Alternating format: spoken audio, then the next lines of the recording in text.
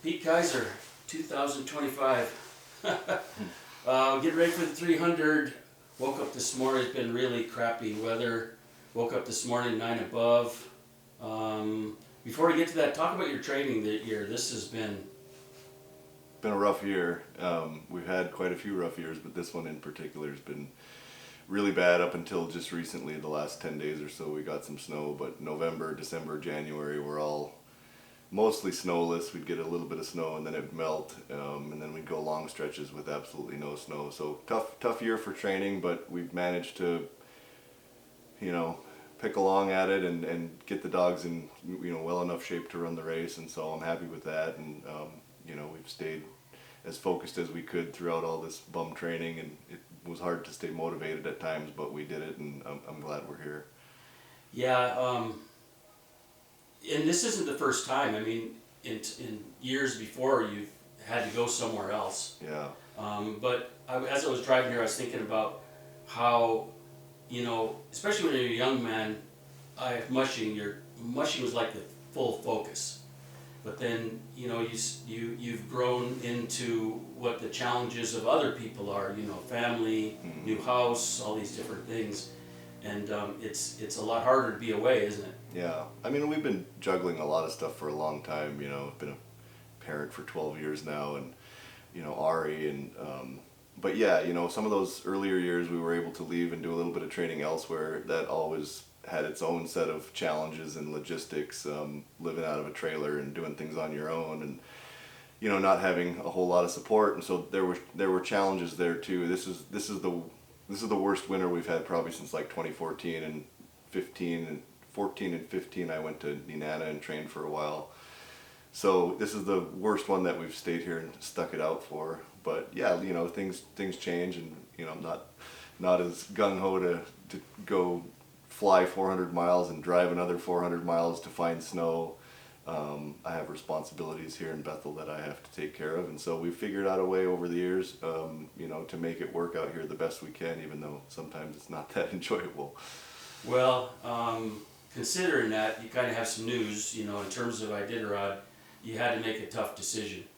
Yeah, I mean, not in no particular one reason, but we're not running Iditarod this year. First time in, I think this would have been my 16th Iditarod. So first time in 16 years we're not running Iditarod. I was considering signing up late, right until the very last day you could sign up, but was hoping for some better training conditions and some better weather to come along in December and January, and we really just kept waiting, and nothing changed. So, and then some other personal reasons and things, it felt like it was a good time to take a little step back and, reassess things and regroup and maybe get reinvigorated a little bit for that. But, we've been at it full throttle for a long time since, 2007, 2008. I've pretty much had my foot on the gas with mushing stuff, and this year's still been plenty busy. I mean, you really don't do anything different up until the start of the Cusco that you would for Iditarod. So we've been busy since August training dogs and doing all that stuff. So I think after the Cusco is when it's going to finally kind of hit and feel a little different. We're not doing Iditarod drop bags, and we're not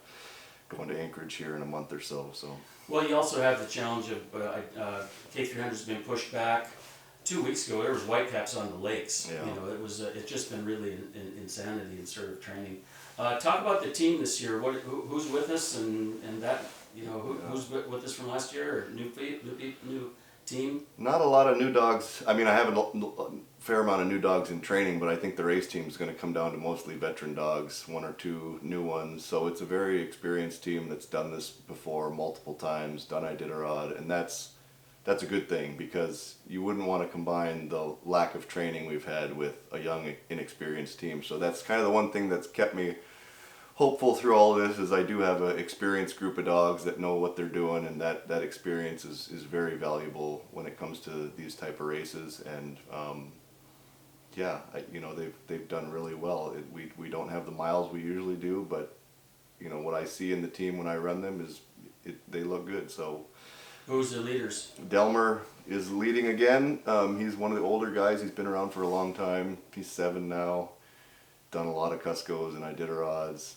And then a 4-year-old male named Mookie runs with him a lot, and he's been in the team for 2 or 3 years now. Won the Cusco already, and done Iditarods, and there's a few others in there, but those are the two main ones for sure.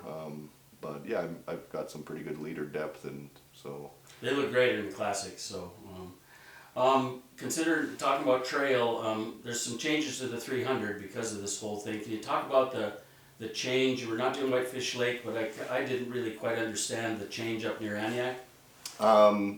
yeah, so not Whitefish Lake, which is about a 50-mile section of trail from Kelskag to Aniak via Whitefish Lake.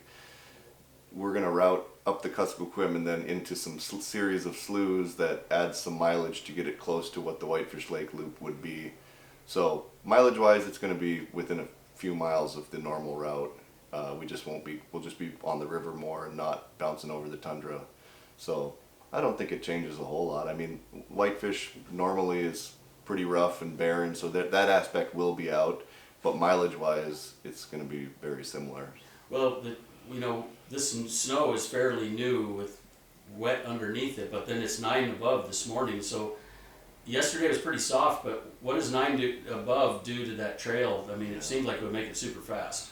Yeah, I mean, even in the last few days it had set up pretty good, even at warmer temps. There's a lot of moisture in the snow around here, so it's going to be a rock hard trail from here to Tulaksak, and I think even above is going to be pretty firm, maybe a little less solid, but I think mostly it's going to be pretty darn solid. So what do you have to deal with? I mean, how do you manage a team that's so excited on a fast trail out of Bethel? I mean, after they've kind of got into their rhythm is one thing, but that first part must be a little challenging.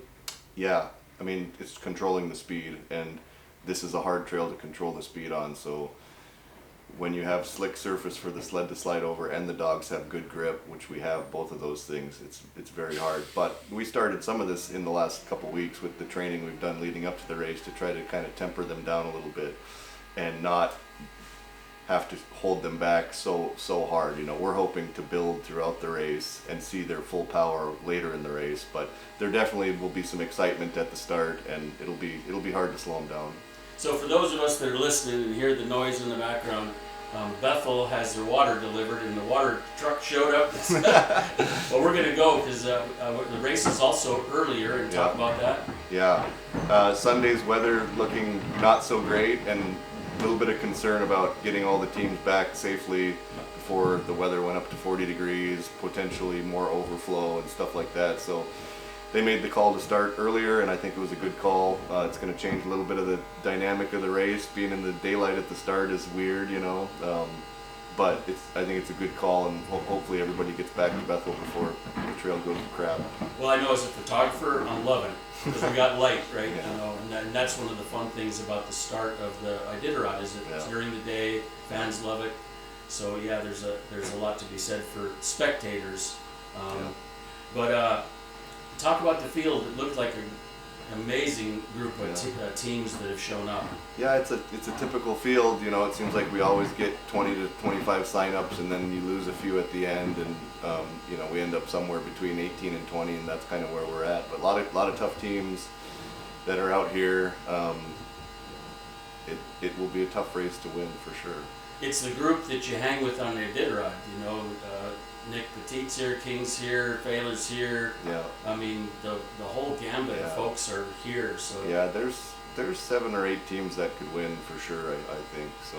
Just whoever can hold it together the best. Right.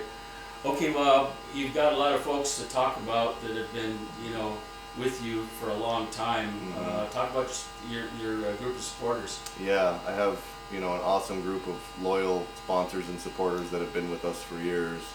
Donlin Gold, Ryanair, Northern Air Cargo, Drew's Foundation, Harmon and Polly Hall, who operate Halibut Cove Live, have been awesome supporters of mine now for quite a few years. Harmon was my Iditarider a few years ago.